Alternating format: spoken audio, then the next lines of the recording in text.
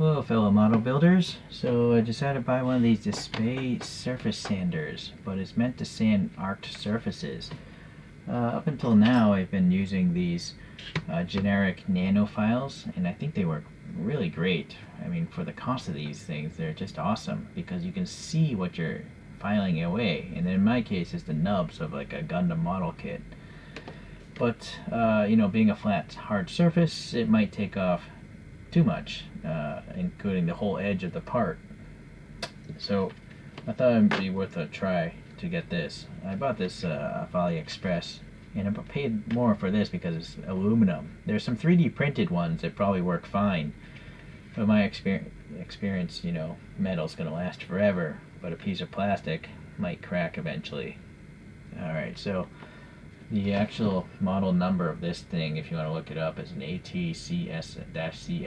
Those are the dimensions, if that matters to you, like a storage box or something.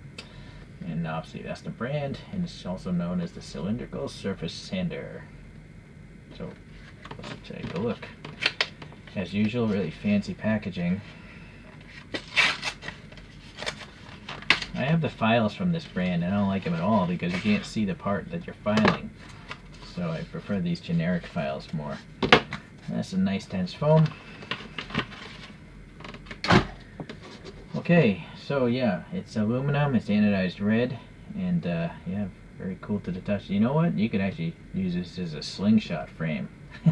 That's what it reminds me of.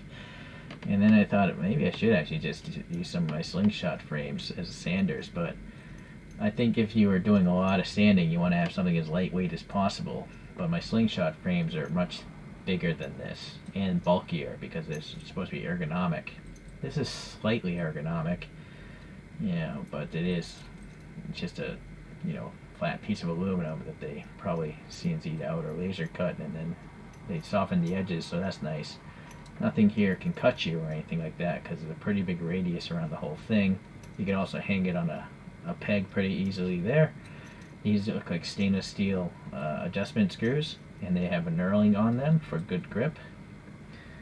Alright, so this middle one can widen the thing, and there's nothing trapping it in place. I guess that's fine because you might get a bunch of dust in there and maybe you want to clean it out. But let's see here. Full closed, you're going to get a sanding surface of around, sorry, I'm going to measure millimeters.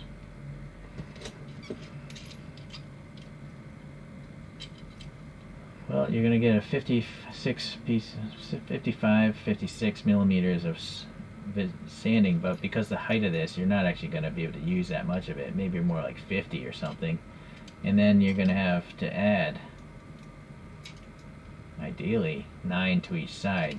So again, based on that box, it'd probably be an overall, you want to have a piece of paper somewhere around 74, 75. Because you, obviously, even longer, I suppose, because the longer it is, the more the sandpaper will bow. We'll put some sandpaper in it in a moment. So I'm going to take this apart. You can see there's some ribbing. These are protruding upwards. These are cut into the piece, so they mate with each other, right? So that's good. It's going to grab that sandpaper. Bearing in mind, it's going to take that red anodization off because it's literally going to sand the aluminum eventually. Alright, so if we did want to open this up, I think maybe around there would be the maximum we'd want to go. So actually this brings up a point that you might want to actually just put in a piece of sandpaper that's more like 94 millimeters. If you have that tight, then you could adjust this after it's in there to adjust how much that paper is going to bow out and then get around your round object, right? The width of the sandpaper, though, should be, well, you know, you got the screw here, so it depends if you're going to actually try to punch a hole through your sandpaper for the screw to go through, but I'm too lazy for that. So somewhere like 8 millimeters or so would probably be advisable. Yeah. Let me go get some sandpaper. Alright, one thing I think would have been smarter in this design is if this thing had a 1 centimeter gap. The reason why is all cutting mats, you know, the cutting mats you use, the grid is a 1 centimeter grid. But if this thing doesn't take a 1 centimeter piece of sandpaper, it just seems silly, right? It's close.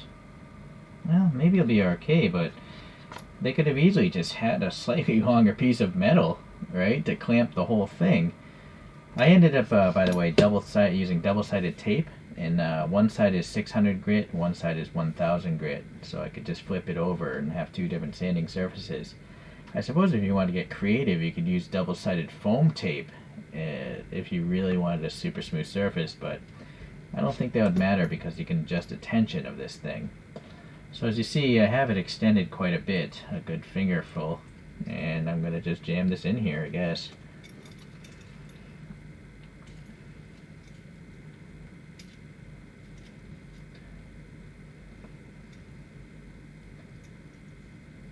Just pull it there so I don't waste too much. Yeah, just a few, maybe 5 more millimeters, and then you would have the full piece of sandpaper under tension. Or you gotta literally sit there and, you know, cut out 7 millimeter or 8 millimeter wide strips. But again, the cutting mat isn't really built that way. So, by the way, you're gonna destroy your knife blade if you cut into the rough side of a piece of sandpaper. So when I cut the sandpaper, I flipped it over so I cut the paper and not the actual sand. But now I have no choice because both sides are covered in that sand. I suppose I could just sit there and bend it a bunch of times, and eventually, or whatever, if you just do it, you know, there. It's not very pretty to look at. Alright, well, let's get a piece of plastic and start trying this out. Alright, I'm in the middle of building this Votom's model kit, and it seemed like a good place to try this thing out. So right now it's at full tension, right? This is a flat spot, so yeah, obviously that works pretty well. I guess that part's finished. Now, let's see about this.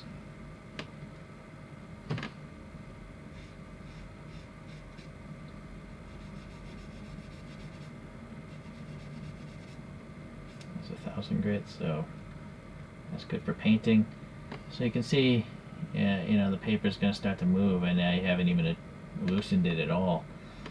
Now there's a curved, that one's not so bad, but I'm going to do 1000 here because the nub's pretty close. I guess that's okay. Let's see if this end worse. This one's sticking out quite a bit. Alright, so hopefully, I can't see it right.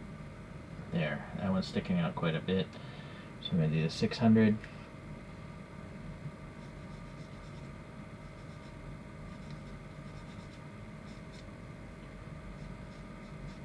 This being a curved surface, well, unfortunately it's not the right curve. You can also back with your finger.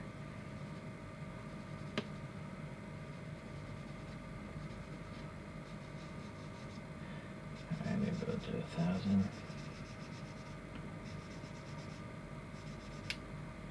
Yeah, that's okay.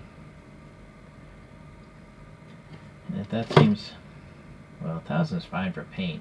I mean, I think even 600 is fine for paint. If it's too smooth, the paint won't stick. I'm trying to find like a really rounded area. Purposely leaving a big nub up here. This one doesn't matter. Alright, so this is the test here. We're going to start with the big round here, right?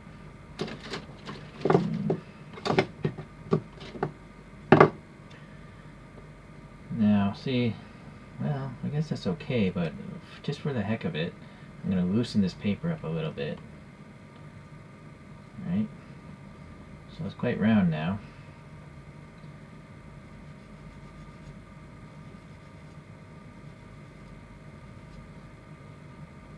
It is hitting that area.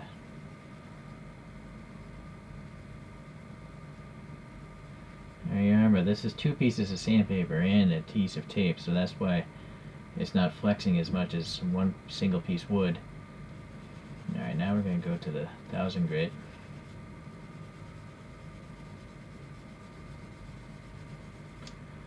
Okay, well, that definitely worked. Yeah, considering it's the very first time I used it, not bad. Obviously, once you get a hang for it, I think you'll be better. I honestly think it wants to be taut though, so I'm going to tighten it back up. It should take off the material faster if it's tighter.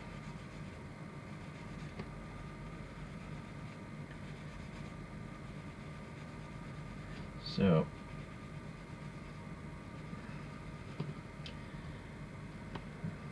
maybe that's why they want really thin strips here, because 1 centimeter, yeah, if you're not holding it perfectly straight, you're going to start taking off material elsewhere besides the nub.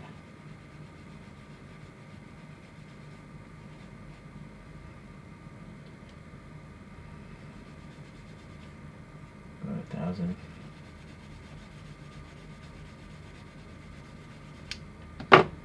Right, so I sanded it a lot more than I wanted to. Up here obviously it works pretty well, works pretty fast.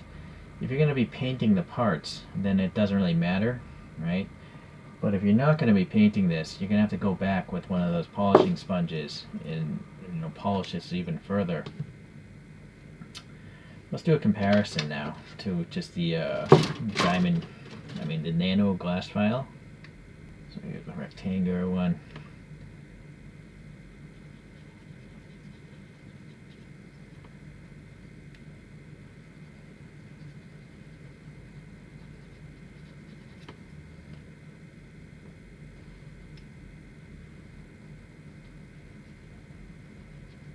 Pretty much finished, right? And it only took the nub away. Although truthfully, you'd still see that nub, right? So you'd still repaint it anyhow, but I mean, this is a big nub I'm going to take off right here. So if I use the whole glass file,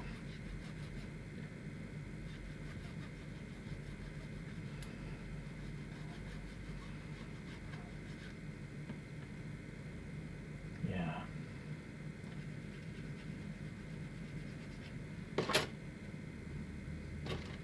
No, that's not quite everything.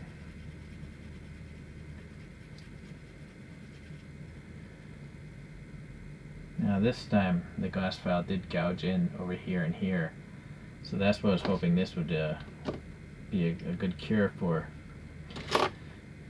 Well, I guess I could just come back with the 1000.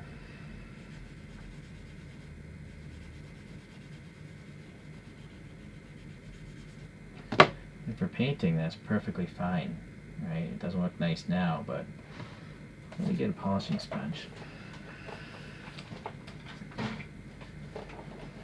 So for some reason you didn't want to paint it, one of these salon nail sponges here. Rough side first.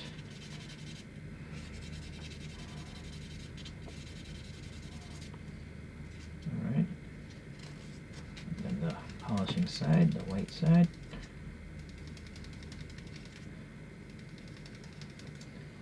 Right, that's very shiny now. Again, it's pretty matte now. So let's just go with the white. It polishes up very quick. But see, for me, I don't like seeing that rectangular nub. Even though it's perfectly smooth, I don't want to see it. So, yeah. So I guess this is all right. I mean, but only with the caveat that you're going to paint the model anyways, because it's definitely gonna, sand whatever width of sandpaper you have. If your intent to only use this to sand off nubs, then yes, you probably want to actually cut out maybe 5 millimeter pieces. This is a full 10 millimeters, a centimeter, but you cut this in half, and then you'll take off less of the surrounding plastic, But man, that's a lot of cutting. But I guess if you have a cutting mat and a big metal ruler, you can bust out a whole bunch of them in like 10 minutes, right? Enough to last a long time. I'm not even sure if the tape is worth doing, because now I know that if I'm going to just paint it, I'll probably just maybe just have like either 600 or 800 grit. I'm not even sure if 1,000 is necessary. It might be it's too fine. Clog up the paper too quick. Alright, so that is my particular experience with this for the first time. I don't know if you guys have learned any other tips with this stuff. Maybe quicker tips on how to maybe cut out some thin 5mm pieces of sandpaper.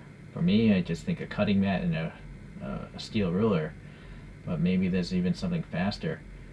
I don't know. Alright, well, thank you for watching today. I'll see you in the next hobby tool related video.